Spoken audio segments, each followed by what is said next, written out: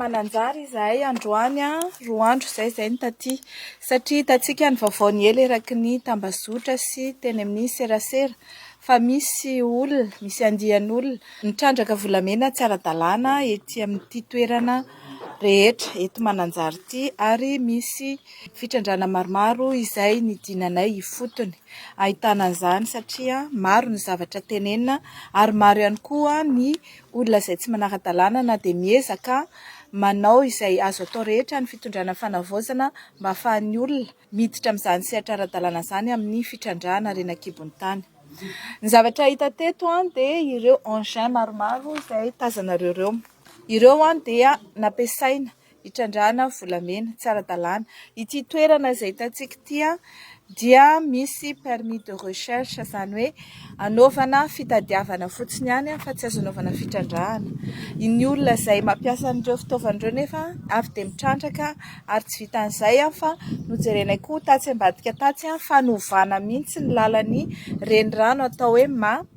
novana avy aty amin'ny ankavia izy nafindra aty amin'ny ankavanana. Izany fanovana ny lalan-drano izany dia mety hitarika fahasimban'ny tontolo iainana. Izany rehetrarehetra izany dia voararan'ny lalàna ary voafehy amin'ny permis environnemental. Natao omaly zany ty. Mana permis environnemental zany mbola tsisy.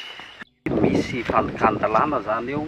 izay hita ao anatin'ny code minier. Tsy maintsy mandray ny mesure mifandraika amin'izay moa zany zahay aty ny materiel izay mitrandraka zany tsy maintsy atao saisie sur place satria tsy afaka bataina any io. Misy eloka maromaro zany fandokan-dalàna hitanay tety ny fitrandrana tsy ara-dalàna tsy misy permis. Tsy misy permis d'exploitation. Ankoatran'izay dia misy ihany koa izay atao hoe violation na fanimbana ny environnement izay manimba ny cours naturel ny rano, lalan-drano natioraly ary mety hanimba na hisy fiantraikany amin'ny voly izay ataon'ny olona eto manodidina eto izany. Izahay dia miezaka hatrany miaro ny tany-tan-dalàna ary miezaka ihany koa mijery ireo izay mandika lalàna fa indrindra miezaka ihany koa miaro ny olona amin'ny tsao sy ny honohono. Misy tokoa ny fitrandrana tsy ara-dalàna ety fa tsy araky ny izay lazaina hoe ny tenako ny maniraka an'izany satria izaho izao tonga eto ary dia izay olona nandika lalàna dia hoentina eny alohan'ny fitsarana ary tsy ekenay mihitsy ny fandikan-dalàna hitranga eo amasinay. Chance izy mba hamoaka an'ilay taratasy atsony lehibe anao atsony izao dia hoentsika izy. Nareo mantsy mainka hoe andoravana le teny mera mbolo avy ane zany ary ny député nefa misy miteny zay ne ozy izy rehefa zay ny tapako ny concertation nationale ka tapako ny voaka ka zay ny hoe zay ny hita fa hita mpitana makany amin'ny 4e république ka isiny ny stabilité ato amin'ny firenena tsy solan'izany fa ihany zay ozy izy fa ianareo mainka loatra zay no fandehan'le izy zay zany mahita hoe alohatsika mba miandro tatana amin'ny fandaminana amin'ny rafitra rehetra zay tokony andianana itondrana nyty fireneny iala tatana atsika fa zay le izy angambany raha zay ny tianao fa tena piko anao fa sara be le hevitra hoentin'ny zoky lafatra izay mpanohana ny orange mafana fo tamin'izany fotoana izany tena mitodika kely aminao ao fa mbola nanohana fa nipetraka colonel Michael dia hita hoe tsy nahomby sy victime ny tenanay tamin'ny resaka jiro sy rano fa mbola atao ihany aloha fa tsy mbola niteny anjarako zao no miteny zoky lafatra zay ny fampitoana ny tena amin'ny tereza zoky lafatra asa ny fampitoana ny fampiantso satria zoky lafatra raha tsy victime ny jiro sy rano zay tsy mitsangana ny tolona fa natsapa victime zay dia mitsangana ny tolona zoky lafatra za zoky lafatra mba miangavana aleo amin'ny rahalahy aleo mba ho raisiko am'izay ny micro fa anjara kosa angamba zay marina dondresaka atsika fa raha ifampivazavazy etsika tsisy lesona ho raisiny vahoaka malagasy zay meno atsika androany fa atsika zoky lafatra aza manao ady atsena fa anome solution tsika vahaolana ho an'ny vahoaka malagasy sy ny mpitondra zay mitondra atsika atrehetriny donc aloha tsika mba ifampiany kely zao ny zavatra mba resahako any zoky lahato marina le hoe ianareo mizahozaho ianareo manavakavaka dia miseho hoe ianareo ny tenin'ny tolona nefa misy mitololam-bavaka nandeha nietsika fotsy sy ny tariny zahay tanora natao koa isika tanora ho an'izay tanora zoky na tanora zandriny dia nitolona atsika ho an'ny tena fanavana sy fanavao zana marina ho an'ity firenena malala atsika ty tsisy tsy sarotiny amin'izany raha ny fanavakavahana hoe izahay tsy mila mpanao politika teny ankianja mazava be ny mpanao politika dia ny mahamaika azy ny sezany ohatra kaikely a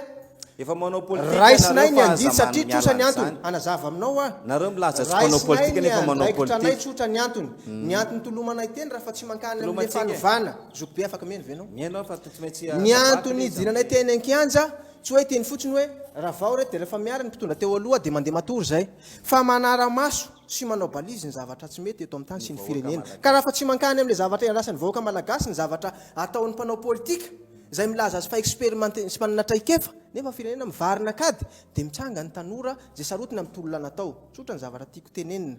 raha le hoe fizahozahoana miteny izahay fa tsy mankany amin'le tolona nataon'ny tanora sy ny vahoaka malagasy mianana fanovana ny zavatra misy ankehitriny ny député tsy mahasolo ny vavan'ny vahoaka mivadika VFM ny ato victime tamin'ny rano sy ny jiro tamin'izay fotoana zay nipetraka colonel Mikael mahatsiaro fa victime fa raha mbola ao izy tsy miteny azafady teteny amin'ny colonel Mikael androany hoe matoky ve colonel Mikael fa zoky lafatra zay mpanohana mahafatrapo ny orange tamin'izany fotoana zany a mivadika ho mpanohana ny fitondrany fanavaozana dia tena ho fidèle aminy tena ho fidèle aminy ny atao hoe fitiava-tanindrazana rehefa hitanay manana mpitondra anankiray ka tena anovan'ny Madagasikara hoananay zay le parti anay afaka mino ana avy ianao eny tompoko ny atao hoe fitiava-tanindrazana sy ny olona manao politika tompokoa dia ny olombelona anankiray za mametraka ny déontologie ny sinetika zany natao hoe tia tanindrazana sy mametraka ny mahizy azy fa raha ny anareo ty a dia hoy ao aminareo hoe nareo ty a hoeresetinay volamenaka ivarahana olona tsy tapa-kevitra miala koa Mikael misy koa ny havarapiso dia mitenareo tia tanindrazana nefa ny vahoaka malagasy no lalaovitsika azafady tompoka tsy zany tsony ny zavatra ho resahanesy fa ny atao hoe fahendrena sy fidélité zoky lafatra dia meko anao ny lesina nazandrinao a mijanona ny antoko politika zay nahalananao na zay nitohananao nampafanafoanao tamin'ny fotoanandro ny fanao kosa maneho hevitra hoe bon tsy mety nataony Andriamatoa Iandry Rajoelina reto aby ny antony tsy mety nataony assemblée satria anatin'ny firitaona manao akety parlementaire ho an'ny volamena ny vadika vy sy ny sisa von'olona gauche à droite dia tsy mety mivoaka foana ny akety parlementaire dia gaga ianao dia zahay mampahatsiahy hoe Andriamatoa filoha raha vao ny assemblée fa tsy mamaly ny etaetany vahoaka malagasy zay miandrandra fanovana androany ho tonga ny 25 septembre dia ho avy zay minangatsy ny arony tsy fahamatorana ny fiovaovana kasikety Andriamatoa lafatra FM zay natsangana teo amin'ny vovonana teo amin'ny teny mera-pirenena dia tsarovy azafady tompo lafatra FM zay natsangana amena fitenenana ianao rehefa avy eo amena fitenenana ianao rehefa avy eo fa aleoloha atao amin'ny SG Marcel tsika dia avy eo indray tsy amin'ny monsieur Riri ny mbola mampitsoka tianay nanao an'le raketany amin'ny RCC tiako misy zavatra antony anankiray zany natonga anay nisarika ny chaîne andrabana io mbola tsisy teto ambony tany zany hoe minorité mitondra fanjakana zany ao amin'ny assemblée nationale ny minorité ny mitondry atsika firenena républicaine manjana ny démocratie zavatra misy dia tsotra le firaisakina roapolo zay mitondra ny assemblée nationale fa nakaiza le majorité tao tikan'izay zany tsy lasa tsy mitoekisy zavatra mitsango amin'ny assemblée nationale io zay tokony andravana azy koa anankiray mipetraka reo zalahy reo zany somary nalemilemy tao no rehefa hitany fa mafy ny ady fa raha marina tokony joro reo taka ny joro nataonay tamin'ny fotoana ny andro ndrabalomanana ny ady mafy zay iverena rabalimana le tsy nabelera rabalimana raha tsy niverina tokony joro ny reo reo tsy nijoro zany firaisakina tamin'ny antenimpirenena nandritra ny fitondrana teo aloha tsy nijoro ireo firaisakina roapolo sy mafamboaka ireo tamin'ny andro fitondrana teo aloha raha filazana laza tsy nijoro reo tsy nijoro le firaisakina neo le firaisakina tenena zany dia hoe le firaisakina ao anatin'ny assemblée nationale mitondra fanjakana le olona roapolo fa le député firy amin'ny zato tao tsy hitatsony